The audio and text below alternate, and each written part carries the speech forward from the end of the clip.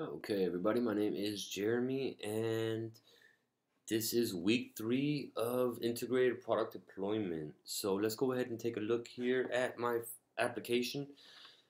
Corrected some of the bugs that were in it. Also implemented some of the methods that weren't implemented. Still not Facebook yet. Thanks to their new API, it's becoming more of a pain in the butt than I believed. But other than that, everything seems to be rolling pretty smoothly. So the things that I did this week or the last couple of days, other than the testing, was basically to improve on the beta corrections that I had and some of the feedback that I did get from the testing. Before I even tested it, I noticed that the end of line dialogue or alert, no, sorry, toast, was just becoming overwhelming. It was constantly being popped up, so I had to think of a different way around it, as well as a different way of listing what's locked and what's not locked. So the unlock and the tutorial are both working correctly together this time, as whereas the beta version, I believe, right after the comments on the alpha, I tried to fix it and it ended up breaking both of them, or one or the other would break. But now they're both working correctly. You can see this is the navigation.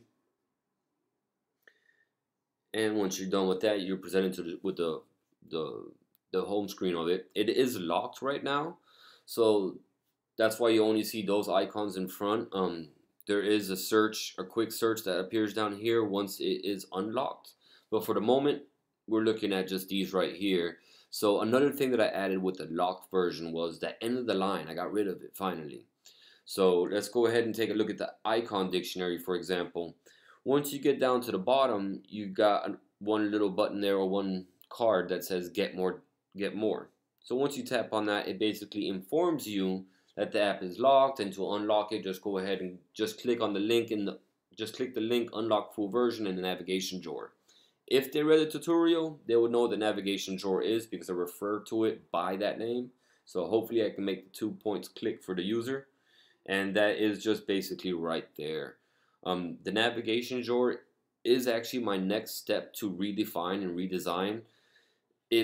I got some feedback that it might be a little complicated to have 2 navigation drawers versus 1 navigation drawer throughout the whole app, depending on how the user is.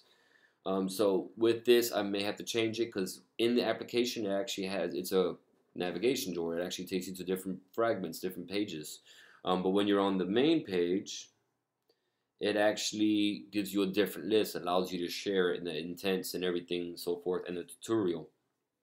This I'm going to actually redesign, reorganize all of them to make it look good, and actually probably put it as one list view where you can scroll up and down and see everything that you have, probably with the sharing intents at the bottom and the navigation towards the top, as well as a tutorial at the very top with the unlock next to it. Want the unlock to be at the top, not the bottom. So with that being said, we got Quick Guide got moved up to the front of the app.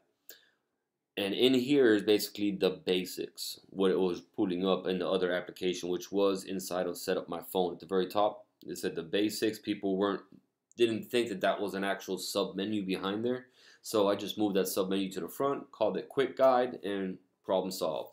I still do have to make an icon for it, as you could tell. It's copying the Set Up My Phone icon. Didn't have that much time to do that. I did, however, get to work on the quick search. So let's go ahead and unlock the application. We can see here that it is working fine since my ID has been used before. According, that's what Google says. I would have to unlock it again so that way I get that error trigger. And if you wait a couple seconds, I may have to lower down that wait time there, but it will go ahead and reload the application, and you can see that there's quick search at the very, very bottom. So let's go ahead and take a look at the quick search. Quick search is just a regular list view because I could put more data on the screen this way. With using the card views, I was limited to 6 or 7 max per the screen. And on smaller phones, you're looking at 3 or 4, maybe 5, and that wasn't going to really help out the users when it comes to finding something quick throughout the whole application, because as you can see, there's a lot of items in here. So let's go ahead and take a quick look here at, let's say, Wi-Fi. So we have 3 options to go to: the Wi-Fi signal, or the Wi-Fi connection. So if we go to Wi-Fi connection, it actually takes us directly to the page where we want to be. Where here, you can see you go through the whole thing just like if you were in Fix My Phone Wi-Fi connection. It's the same dialogue, the same fragments that come through there. That was basically the new thing that I added onto it. It was a little hard to kind of tie that together. Um, and let's see, I'm trying to think if there's anything else that I changed on there. No, majority of the work was done behind the scenes, trying to fix up some of the stuff. All the toasts that you were seeing in the last versions, Lyndon, were basically placeholders, are now gone. They're no longer on the app, so I don't have too many toasts.